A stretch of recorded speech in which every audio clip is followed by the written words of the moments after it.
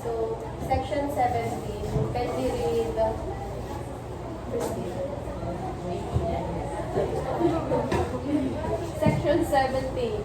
The Senate and the House of Representatives shall each have an electoral tribunal which shall be the sole judge of all contests relating to the election, returns, and qualifications of their respective members.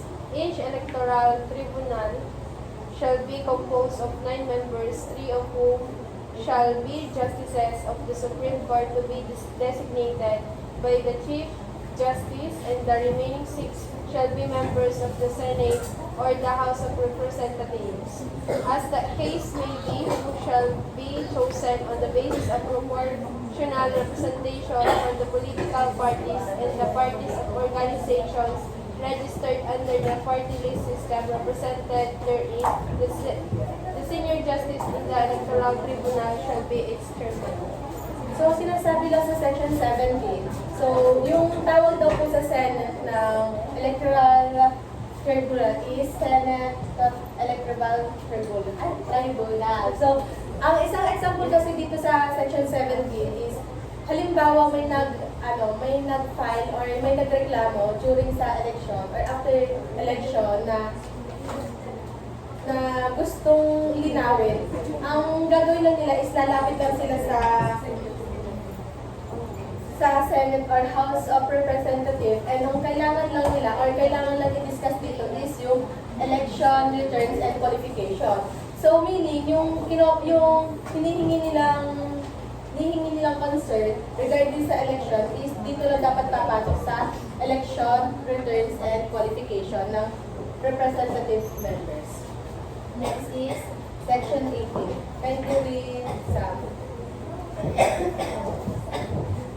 There shall be a commission on appointments consisting of the President of the Senate as ex officio chairman, 12 senators, and 12 members of the House of Representatives elected by each house on the basis of proportional representation from the political parties and parties or organizations registered under the party list system represented therein. The chairman of the commission shall not vote except in case of a tie. The commission shall act on all appointments submitted to it within 30 session days of the Congress from their submission. The commission shall rule by a majority vote of all members. So, dito sa Section 18, sinasabi lang na kinakailangan yung bawat representative is merong mga partido, yung mga party list. So, anong halimbawa ng party list na meron dito sa Philippines? Aga.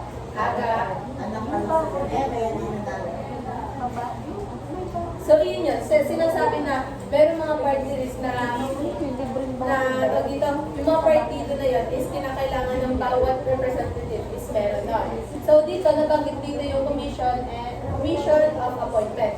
So, ano nga ba yung commission of appointment? So, masasabi, ang halimbawa sa commission of appointment is, halimbawa, si President BBM is meron siyang in-appoint na gusto niya maging Department of Justice Secretary. So, kinakailangan na yung ipapadala niya or yung na-appoint niya ni President is magpasa ng requirements and consent kung saan pinapayagan niya at okay lang ba na gawin ito ang tungkulin ng isang Secretary of Justice. So dito pumapasok din yung check and balance, which is chine-check ng Legislative Department ang trabaho ng Executive Department through giving consent or appointment to the residents. Next is Section 19. Cardinary Angel. The electoral tribunal constitutional appointments will be prosecuted within 30 days after the Senate or the House of Representatives shall have been organized for the election of the President and the Speaker. The commission on appointments shall be appointed by the Congress and the chairman of its chairman or a majority of all its members. Such powers and functions over the release conferred on. So, dito naman sa Section 19, so after na ma-elect yung Senate and the House of Representatives, meron silang 30 days para makabuo ng group ng tribunals and commission and appointments. So dito, sinasabi na ang electoral tribunals is sila yung nag-a-assign ng issue about the election ng mga senators and congressman. And yung commission and appointments naman, kagaya na sinabi ko, sila yung nagre-review at nag-a-approve ng mga important appointment of the president. And the next is section 20. Pwede read Bea. Section 20, the records and books of accounts of the Congress shall be preserved and be open to the public in accordance with, and such books shall be audited by the Commission on Audit, which shall publish annually itemized lists of amounts paid and expenses for each unit. So, sinasabi dito yung records and books of accountants of Congress. So, nakalagay dito yung dito. So, parang, wait lang, ang sinasabi kasi dito sa section 20 is yung mga records ng books and accounts is hindi basta-basta siya ilalabas, lalo na kung ito ay national policy. And next is section 21, Sandy. The Senate or the House of Representatives or any of its respective committees may conduct inquiries in aid of legislation in accordance with its duly published rules of procedure. The rights of person appearing in or affected by such inquiries shall be respected. So, sinasabi din dito yung sa section na yung the Senate or the House Representative or any of its respective committees may conduct inquiry or aid of legislation. So, ang ibig sabihin kasi ng aid of legislation is so dito parang pinapakita yung parang pinapatawag yung mga Congress or Senate pag may gusto silang malaman or mangyari sa area na bagay-bagay. So dito din pumapasok na halimbawa yung sa Manila, may gusto nilang alamin kung anong situation ng flood control sa Manila. So doon sa part na yon, mapag-uusapan nila or ng Senate or Congress ang usapin na yon at pwede gumawa or magpatupad sila ng batas regarding sa issue na napag-usapan nila. And next is section 22. Lovely Joy. Section 20. The heads of department will upon their own with the consent of the President, or upon the request of the House, as the rules of each House shall provide.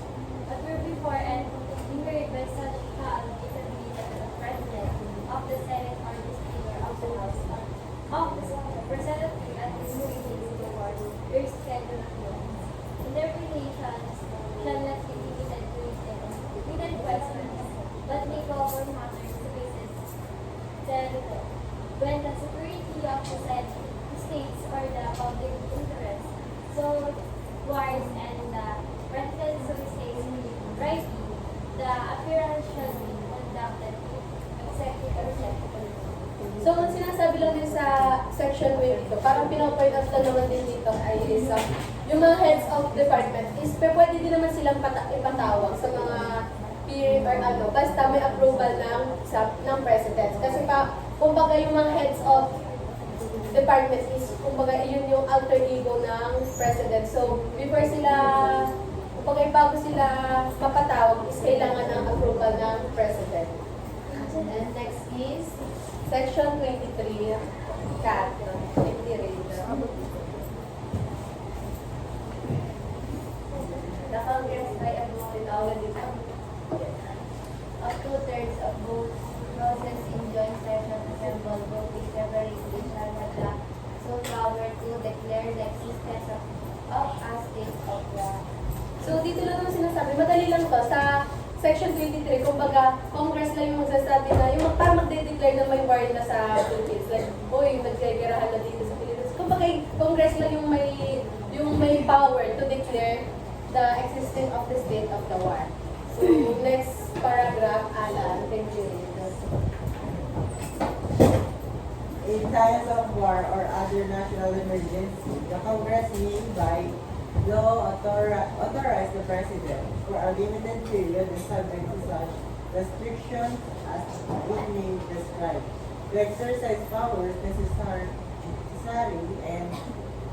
and proper to carry out a declared national policy, unless sooner withdrawn by resolution of the Congress. Such powers shall cease upon the next adjournment thereof. So, kagaya ng sinabi ko na yung Congress lang, yung may power para masabi na may gera na dito sa bansa or sa isang bansa. So, dito naman, sinasabi na once na meron ng gera, so dito nga sinabi na yung Congress lang yung may power para malaman or para masabi na may ginagera na or may gera na nagaganap. So, dito naman, once na meron ng gera na nagaganap, ang Congress is meron din silang power para bigyan yung President ng authority para kumbaga binibigyan, meron silang power na bigyan yung President ng chance na magbigay kung anong dapat gawin or like national policy sa times ng gera. And last, section 24, when you read, Christine.